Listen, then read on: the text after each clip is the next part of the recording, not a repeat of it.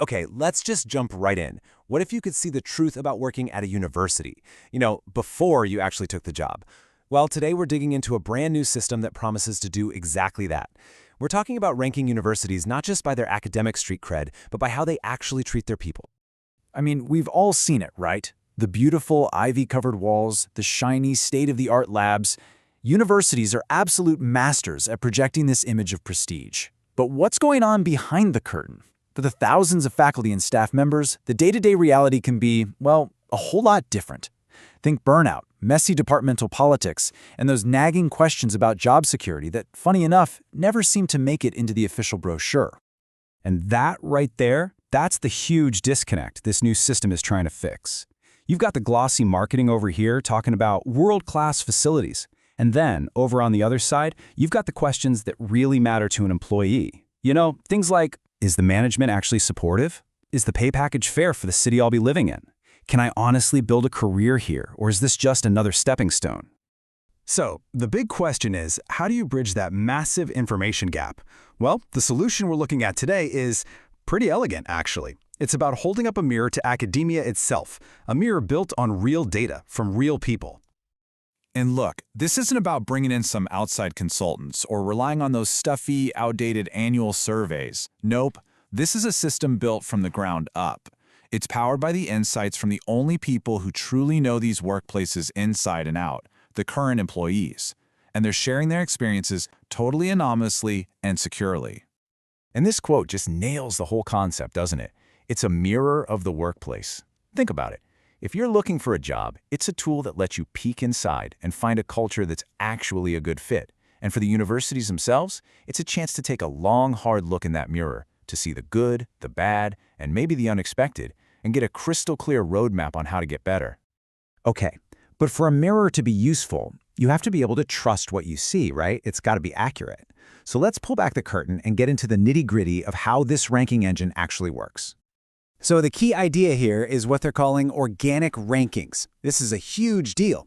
It's not like one of those static best of lists that's already out of date the second it gets published. No, this leaderboard is, well, it's alive. It literally shifts and updates in real time, reflecting how people are feeling inside an institution the very moment a new rating comes in. The whole system's integrity really boils down to three core principles. First up, verified voices. This means every single rating has to come from a current employee with a valid institutional email, so no randos. Second, there's a strict rule to keep all the data fresh, and we'll talk more about that in a second. And third, the whole thing is automated. The system just crunches the numbers and averages the scores across 10 key metrics. No human bias, no editorial spin, just the raw data. And this 12-month rule is absolutely crucial. I mean, think about it. It means the data you're seeing is always fresh. That review from 2 years ago about a department that's since gotten a totally new boss, poof, it's gone. This makes sure the ranking reflects what a university is like right now, today, not what it was like a few years back. All right, so we get it. The system is dynamic, it's verified, but what exactly are people rating? What are the questions? Let's break down the 10 core metrics that are really the fuel for this whole engine. It's pretty straightforward. Each of the 10 metrics gets rated on a simple sliding scale from 1 for poor to 10 for excellent. But honestly, the numbers are only half the story.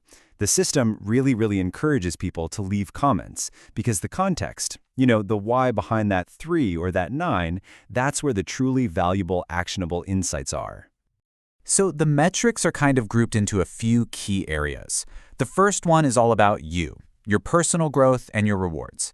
This bucket covers things like your overall job satisfaction, whether there are real opportunities for career growth, and, of course, the big one, compensation and benefits. Next up, the survey dives deep into the environment you're in every single day. We're talking about the culture. So this gets into the quality of management and leadership, whether the university actually walks the talk on its values, its real commitment to diversity and inclusion, and, just how well people on teams collaborate and communicate.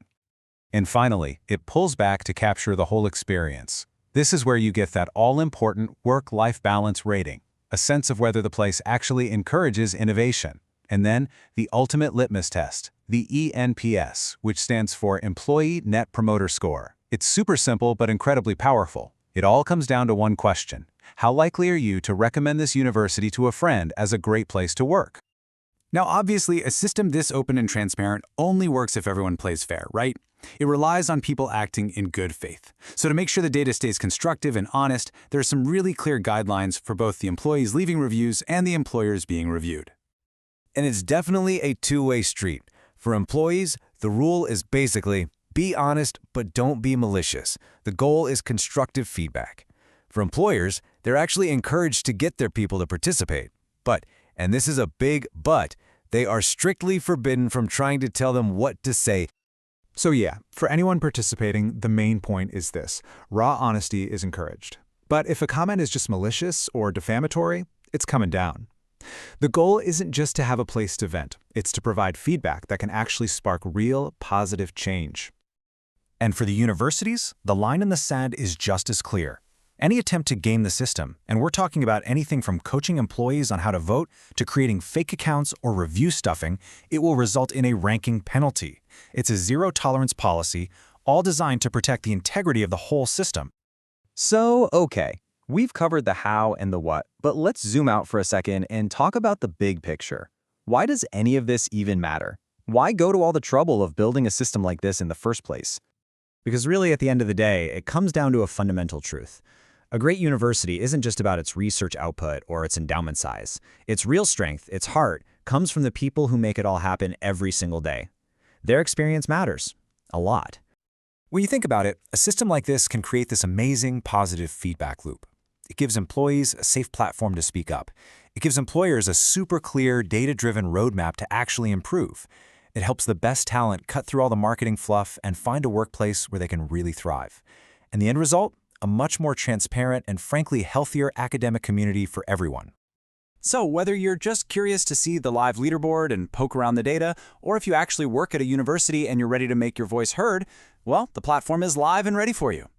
And that really leaves us with one last big question to chew on. What if every single university had a clear, honest mirror held up to its workplace culture? How would that kind of transparency, that kind of accountability, change higher education for the better? It's a really powerful thought, and it's an idea that's now officially being put to the test.